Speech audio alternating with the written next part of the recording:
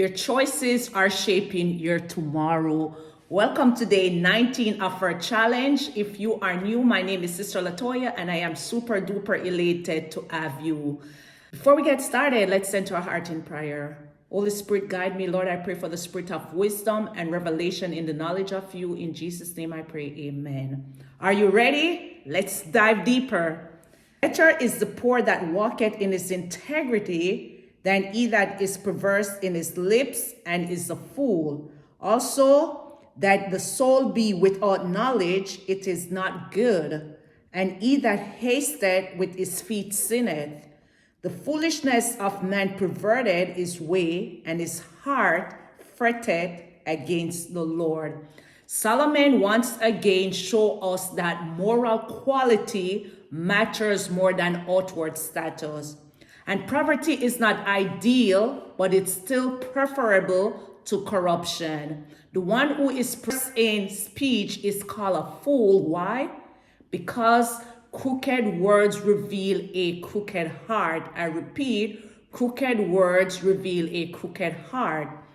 Twisted speech bends reality. It harms neighbor, it harms friend, it harms your family, and it destabilizes the speaker.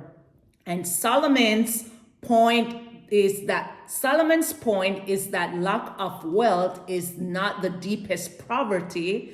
Lack of integrity is. And verse 3 reminds us that it is true that a fool is foolish because they're twisted and crooked. Yet it's also true that the foolish man, he finds his way more and more twisted. Foolishness leads to more twistedness, and fools will try to blame God when they ruin their lives. The fool is not willing to accept failure as his own. Wealth maketh many friends, but the poor is separated from his neighbor. A false witness shall not be unpunished, and he that speaketh lies shall not escape. Many will entreat the favor of the prince, and every man is a friend to him that giveth gifts. When a person is wealthy, it draws many people to them in friendship, and yet these friendships may not be sincere or meaningful. The Proverbs anticipates the Lord's teaching to the use of money to win friends and eternal reward in the kingdom of God. And this is your homework number 1. Read Luke 18 and verse 1 to 9 to see what Jesus speaks about the kingdom, the eternal kingdom. Verse 5 let us know that it is speaking on legal terms. This verse is speaking on legal terms, probably that of the law court and in the court. It is essential that the false witness be punished. Justice depends upon it. And the principle extends beyond the court of law into our daily lives. God loves the truth because God's word is truth. God is truth, and he wants us to speak the truth. Among men, sometimes the false witness and the liar, they escape the discovery and penalty. With God, he who speaks lies will not escape because God is a righteous judge. And though you can pervert judgment or justice with men, guess what? God's eyes run to and fro throughout all the earth, and he sees everything. So nothing is hidden from him. So you can escape man, but guess what? You will not escape God. Jesus said our very words should be held to account. And Jesus in Matthew 12 verse 36 reminds us, but I say unto you that every idle word that men speak, that word that men shall speak, they shall give an account thereof in the day of judgment. Someone is of high status and importance of the nobility. Many people want their favor. There are advantages in having the favor of influential people. And this is the opposite of what Proverbs 18 and verse 16 reminds us. It says, a man's gift maketh room for him and bringeth him before great men. So people who offer friendship, they do so out of selfish motives. They want the benefit of the favor of the nobility and the gifts that others may offer them. All the brethren of the poor do hate him. How much more do his friends go far from him? He pursueth them with words, yet they are wanting to him. He that getteth wisdom loveth his own soul. He that keepeth understanding shall find good. A false witness shall not be unpunished, and he that speaketh lies shall perish. And of the poor do hate him. So the brethren, because of his poor, his brethren despised him. And it said, how much more if it is the brethren, his own flesh and blood that despised him, how much more will a friend stay far away from him? And 8 let us know that the possession and pursuit of wisdom is so good and helpful to us that we can and should get wisdom simply out of self-interest. In so doing, we love our own soul, our own life. Wisdom isn't just something to get, it is also something to keep, and we find good when we keep understanding. The words and sense of a false witness, previously presented in Proverbs 19 verse 5, it said, a false witness shall not be unpunished, and he that speaketh lies shall not escape. The repetition of this verse reminds us that this is an important principle. In the law court and in daily life, God wants us to be people of the truth, and so he promised that a false witness will not go unpunished. And your homework number 2, read Revelation 21 and verse 8 to see God's justice toward those who lie. The light is not seemingly for a fool, much less for a servant to have rule over princes. The discretion of a man differeth his anger, and it is his glory to pass over a transgression. The king's wrath is as the roaring of a lion roar, but his favor is as the dew upon the grass. The sense is that there are some wisdom rejecting fools who enjoy luxury, but it doesn't seem right. It is not fitting for them. It is not fitting for a fool to live in a life of luxury. The slave who is incompetent, both by disposition and training, will be drunk from the feeling of power, and his rulership will develop into unbearable despotism. And despotism, it is a political science term. It is a form of government in which a single entity rules with absolute power, aka a dictatorship. It is the necessary weakness or lack of courage that make a man slow to anger. It may be wisdom here described as discretion.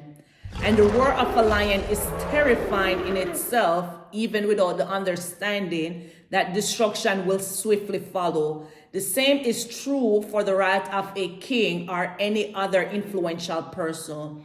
It is much true regarding the wrath of God or the wrath of the lion of the tribe of Judah, Revelation 5 and verse 5. A foolish son is the calamity of his father, and the contentions of a wife are a continual dropping. Houses and riches are the inheritance of fathers, and a prudent wife is from the Lord.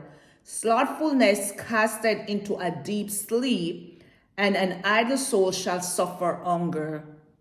It is grieving to any parent to have a foolish son or daughter, and this may run from grief to ruin as the grief destroys the family's health, the life, as the father ruins himself to rescue this foolish son from his foolish ways. And a wife who often contend, fight, argues with her husband is like a continual dripping in at least 3 ways. 1, it is an always present annoyance and trouble. 2, it wastes and destroys, eroding good and valuable things. And number 3, it points to some underlying more basic problem. A man who has a wife that is like you living in a house and it has a bad rule, which the rain either drops or pour, you are going to be experiencing trouble. You can neither sit, stand, work, or sleep without being exposed to some dripping. God help the man who is in such case with God have house mercy upon or us. wife. May God have mercy on that person who is in that predicament. There are many problems with laziness, and it said, by the sweat of your brow you shall eat bread. And one of them is that it leads to more laziness, sending the lazy man into a deep sleep. And with deep sleep, if you're lazy and continue to sleep, guess what? It's eventually going to lead to poverty. There is no work to be done from a deep sleep, and there is a great price to be paid from laziness. One of these prices is the hungry one suffer as one needs are not met through hard work. The lazy man or woman puts themselves in a trap of sleep and hunger. He that keepeth the commandment keepeth his own soul, but he that despiseth his ways shall die. He that had pity upon the poor lendeth unto the Lord, and that which he had given will he pay him again. Chasten thy son while there is hope, and let not thy soul spare for his crying. Obedience to the word and commandment of God is of real practical benefit. Obedience, it guards and keep the life, the soul of the wise man and woman who lives according to God's word. He who is careless of his ways will die. To abandon wisdom and live careless in your way is to invite death.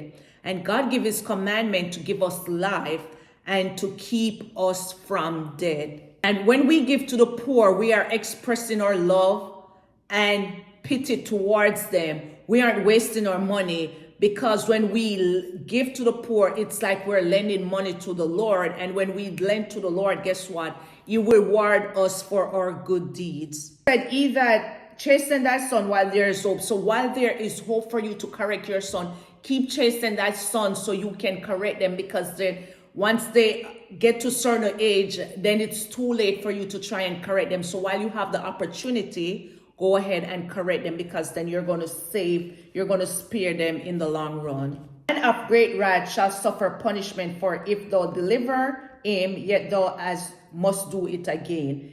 Hear counsel and receive instruction, that thou mayst be wise in the latter end. There are many devices in a man's heart, is leb, nevertheless the counsel of the Lord that shall stand. One of the first marks of wisdom is the readiness to receive more wisdom. A teachable person, one who will listen to counsel and receive instruction, has already made much progress on the path to wisdom. There are many devices in the heart, because out of the leb, out of the abundance of the heart, out of the abundance of the leb, the mouth speaketh. But nevertheless, the counsel of the Lord shall stand. So regardless of what probably generate or brew in your heart, guess what? God's counsel will stand forever. The desire of a man is kindness, and a poor man is better than a liar. The fear of the Lord tendeth to life, and he that had, he shall abide satisfied. He shall not be visited with evil. A slothful man hideth his hand in his bosom, and will not so much as bring it to his mouth again. This verse shows that kindness, though valuable, is not the only virtue.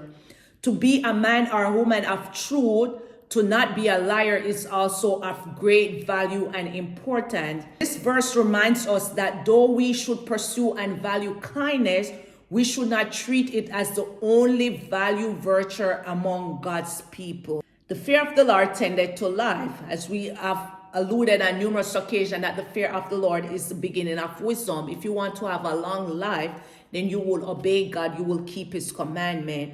And it said, and he that had it shall abide satisfied. So once you have the fear of the Lord, you will continuously be satisfied, and he shall not be visited with evil. So if you want to live a peaceable life, then you would live in the fear of the Lord, and the fear of the Lord it's like a safety net, just as wisdom protect, wisdom brings safety, the same thing, because wisdom is a product of the beginning of wisdom. So guess what? When you have wisdom, then you will be preserved, you will be protected from evil.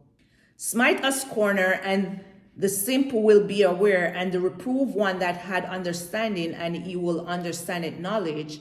He that wasted his father and chased away his mother is a son that casteth shame and bringeth reproach. Cease, my son, to hear the instruction that causeth to hear from the words of knowledge. Such is the benefit of reproof, even the simple profit much more the wise. And the Bible commands us to honor your father and mother. We honor our father and mother. It said that our days might be long upon the land which the Lord our God giveth us. So that is in Exodus 20 and verse 12. It talks about the person who obey and honor their parents. So not disobey God and the standard of human society without paying a price. One price to be paid from the mistreatment of parents is to bring shame and reproach upon oneself. Ungodly witness scorneth judgment, and the mouth of the wicked devour iniquity. Judgment are prepared for scorners, and stripes for the back of a fool.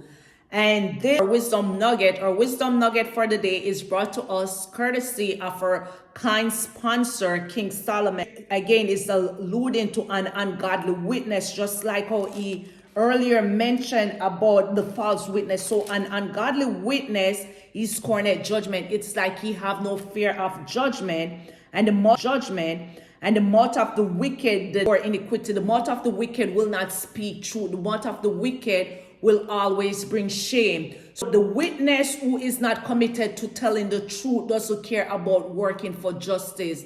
And we want to be truth because our word can bring shame to us. It said, every idle word that we speak, we shall give an account for it in judgment. So that should propel us that if we're going to be a witness, that we be godly witness, not ungodly witness, not witness that are false, but we want to be a true witness. We want to be a replica, a representation, an ambassador of Christ. And when we are ambassador of Christ, we will portray his truth. We will speak the truth, because when you're a witness, guess what?